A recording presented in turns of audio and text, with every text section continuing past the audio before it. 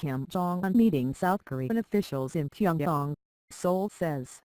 Seoul, South Korea. CNN. North Korea's leader Kim Jong Un is meeting with a high-ranking South Korean delegation in Pyongyang Monday, according to a South Korean government official. It's believed to be the first time the young leader has spoken face-to-face with officials from the South since he took power in 2011. Among those Kim is meeting with our South Korea's national security chief, Chung Eui-yong, and the country's spy chief, Soo-hoon.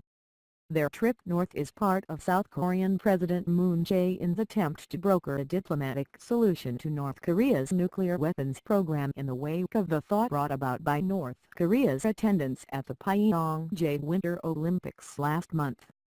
It's a dramatic departure from 2017 when a string of North Korean weapons tests and hostile rhetoric from U.S. President Donald Trump and Kim heightened tensions on the Korean peninsula. Kim Jong-un as a leader has kept himself highly circumscribed. This is not someone who has met with many non-North Koreans in almost 6 years, said John Delury, a professor at Yonsei University's Graduate School of International Relations in Seoul. It's a major signal of his personal commitment to this process, and it gives the South Koreans, for the first time, someone can get a read on Kim Jong-un himself. To date, Kim has met few foreigners since taking control of the hermit state. He's hosted former basketball star Dennis Rodman on multiple occasions and was photographed clasping hands with Liu Yunshan, the former top leader of China's Communist Party, at a military parade in 2015. Kim did not appear to meet with a senior Chinese envoy who was sent to North Korea for rare talks in November 2017. Former U.S. Director of National Intelligence James Clapper did not meet Kim when he traveled to North Korea for a rare visit nearly 4 years ago. Momentum. The Olympic détente has been an opportunity for the Moon administration to try to prevent an escalation of last year's tensions. There's a clear determination on Moon's part not to lose momentum after the Olympics, said Ewan Graham, the director of the International Security Program at the Lowy Institute, an Australian think tank. To that end, the South Korean delegation in Pyongyang will have an in-depth discussion on measures to continue various talks between North Korea and the international community, including the United States, according to Chung. Above all, I will communicate clearly the will and intention of the President, who wants the denuclearization of the Korean peninsula, and create a lasting peace by utilizing the flow of the inter-Korean dialogue, Chung said. Chung Eui-yong, center head of the Presidential National Security Office, Soo-hoon second left the chief of the South's National Intelligence Service, and others posed before boarding an aircraft as they leave for Pyongyang at a military airport on Monday.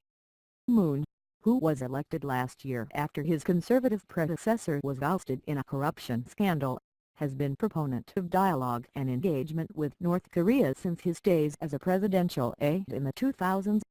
Now he has the difficult job of playing interlocutor between the North Korean regime steadfastly clinging to its nuclear weapons program, which it sees as the only way to ensure the survival of its regime, and an administration in Washington that believes Pyongyang's development of a long-range ballistic missile potentially capable of hitting the U.S. homeland with a nuclear warhead constitutes an unacceptable risk. What Moon is trying to do is interpose himself between North Korea and the United States so that there is a kind of defusing role that the South Koreans play, naively or not, in trying to at least sort of forestall any ramping up of tensions, Graham said. Another trip north. Though Chung is officially leading the delegation, the attendance of Soo could signal that the two sides are laying the groundwork for Moon to eventually meet with Kim in person. Moon was invited north last month by Kim's sister, Kim Yo-jong, who also serves as the head of the country's propaganda department. She was in South Korea last month to attend the Winter Games opening ceremony. Soo was tapped by Moon to serve as the director of South Korea's National Intelligence Service last year. His appointment fueled speculation about a new inter-Korean summit, as Soo helped organize the two inter-Korean summits in the 2000s that saw two consecutive South Korean presidents travel north to meet with Kim Jong-il. Sending suit to Pyongyang suggests they're already taking about summit preparations, said Graham. The delegation will spend Monday night in Pyongyang, return to Seoul Tuesday and then travel to the United States to brief their American counterparts. What happens next? Many observers worry about what happens to the diplomatic thought once the Olympic activities finish. South Korea and the United States are scheduled to hold annual military drills after the Paralympics, South Korean Defense Ministry spokeswoman Choi Hyun-soo confirmed Monday.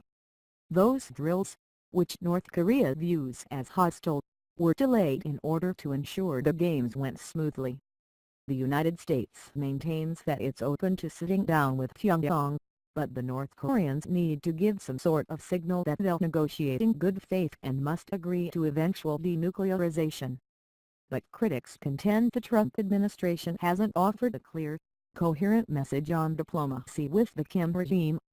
In a speech at the exclusive Gridiron Club Saturday night, an annual event in which the president and other top political leaders get together to give joke-laden, self-deprecating speeches, Trump touched upon the North Korea issue. "They called up a couple of days ago and said, 'We would like to talk,'" Trump said. "And I said, 'So would we, but you have to denuke. You have to denuke. So let's see what happens. Let's see what happens.'"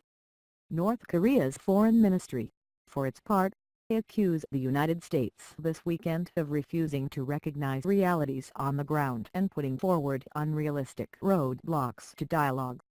Joshua Berlinger reported and wrote from Hong Kong and Sophie Jeong reported from Seoul. CNN's Seoul Han and Jurgen Kim contributed to this report.